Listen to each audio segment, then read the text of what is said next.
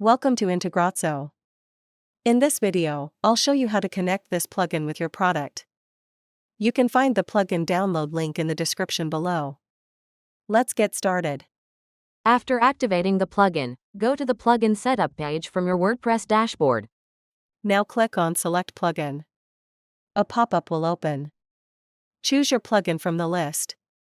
Next, click on Select Product. A pop-up will open. Choose your product from the list.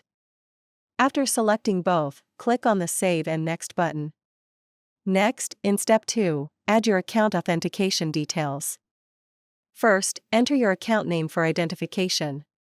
Next, select your account data center name.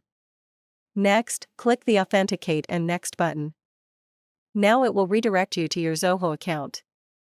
Here, review the permissions and click Accept. After that, it will redirect you back to the WordPress plugin page. Step 3 is the field mapping section.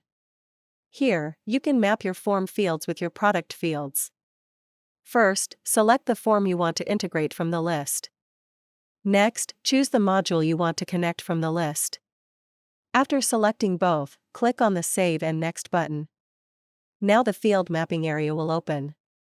On the left side, the form fields will appear, and on the right side, the product fields will appear.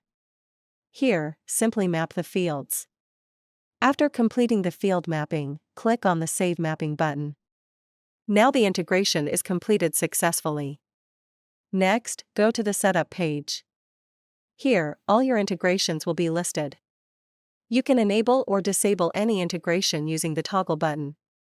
Next, click on the Logs tab at the top. Here, all the entries are listed, including successful and failed records. If needed, you can also resync the entries from here. That's all for now. Thank you for watching. If you have any questions, feel free to comment below. Don't forget to check the plugin link in the description.